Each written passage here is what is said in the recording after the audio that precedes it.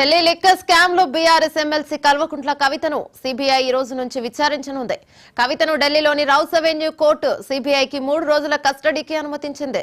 Liquor scam కేసులో కవితను ప్రధాన సూత్రధారిగా సిబిఐ పేర్కొంది. సౌత్ గ్రూప్ నుంచి డబ్బు సమకూర్చడం, అప్రూవర్ల వాంగ్మూలాల వాట్సాప్ చాట్లపై కవితను సిబిఐ ప్రశ్నించనుంది.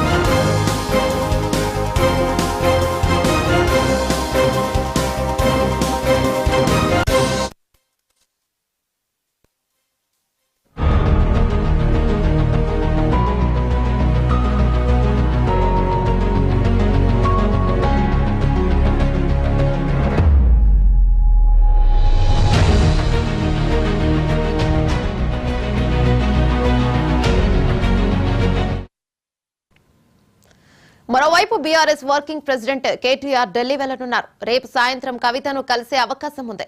సాయంత్రం గంట పాటు కుటుంబ సభ్యులను, న్యాయవాదిని కలిసేందుకు కవితకు పర్మిషన్ ఇచ్చారు.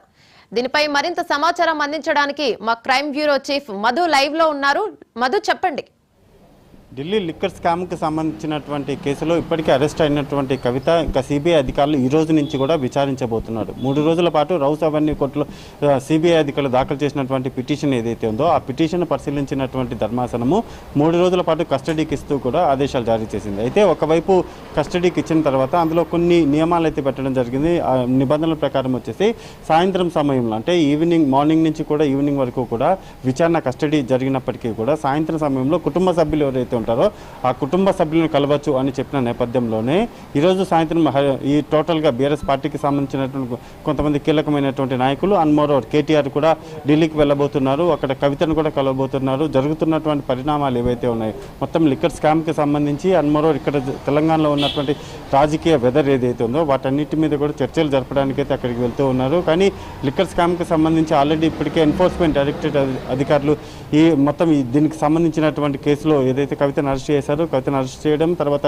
సిబిఐ అధికారులు రంగంలోకి దిగడం, సిబిఐ అధికారులు మరొక కేసును నమోదు చేయడము, అందులో కవితను అరెస్ట్ చేయడం, అరెస్ట్ చేసిన తర్వాత ఆమె తమ కస్టడీలోకి తీసుకోవడం, ఇవన్నీ కూడా జరుగుతున్నటువంటి పరిణామాలు. నెక్స్ట్ ఏం జరగబోతుంది? ఈ లిక్కర్ స్కామ్కి సంబంధించి సిబిఐ అధికారులు 3 రోజుల పాటు కవితను విచారించిన తర్వాత ఎటువంటి వివరాలు ఏవైతే ఉన్నాయో వాటన్నిటిని కూడా బయట పెట్టబోతున్నారు అనేది ఇప్పుడు చాలా కీలకమైనటువంటి పాయింట్. ఎందుకు అంటే వన్స్ కవితను అరెస్ట్ చేసిన తర్వాత సిబిఐ అధికారులు తమ కస్టడీలోకి తీసుకొని ఈ రోజు నుంచి రేపు ఎల్లుండి 3 రోజుల పాటు విచారించిన తర్వాత కొంతమంది పేర్లు అయితే వస్తాయి. డెఫినెట్గా ఇప్పటి వరకు విచారించినటువంటి క్రమం ఏదైతే ఉందో ఈడీ దగ్గర కొంత ఇన్ఫర్మేషన్ ఉంది. ఇప్పుడు సిబిఐ అధికారులు విచారించేటటువంటి క్రమంలోనే మరికొంత ఇన్ఫర్మేషన్, అంటే ఈ 2 డిపార్ట్మెంట్లకు సంబంధించినటువంటి సమాచారాన్ని కవిత ముందు పెట్టి విచారించిన తర్వాత ఇందులో ఉన్నటువంటి ప్రధానంగా ఏదైతే ట్రాన్సాక్షన్ జరిగాయో కోట్లాది రూపాయలకు సంబంధించినటువంటి ట్రాన్సాక్షన్స్ ఏవైతే జరిగాయో ఆ లావాదేవీలపైనే విచారించబోతున్నారు.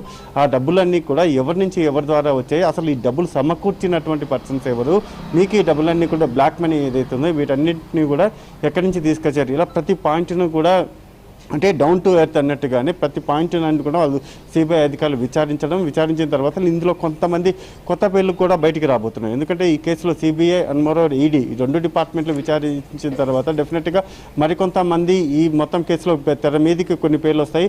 వారిని కూడా అరెస్ట్ చేసే అవకాశాలు కూడా లేకపోలేదు. సో ఈ నేపథ్యంలోనే నెక్స్ట్ ఏం జరగబోతుంది? ఢిల్లీ లిక్కర్ స్కామ్కి సంబంధించి ఇప్పటికే చూసాము 2 తెలుగు రాష్ట్రాలతో పాటు ఢిల్లీలో ఉన్నటువంటి సీఎం కేజ్రీవాల్ని కూడా అరెస్ట్ చేయడం జరిగింది. ఇంకా మరికొంతమంది మీద కూడా ఈ అభియోగాలు ఉన్న నేపథ్యంలోనే వాటిని కూడా సిబిఐ అధికారులు అరెస్ట్ చేయబోతున్నారా అనేది మాత్రం రానున్న వితిన్ 10 డేస్లోనే మన తెర మీదకైతే కొత్త పేర్లు ఢిల్లీ లిక్కర్ స్కామ్లు బయటకు వచ్చే అవకాశం ఉంది. Madhu, thank you Madhu.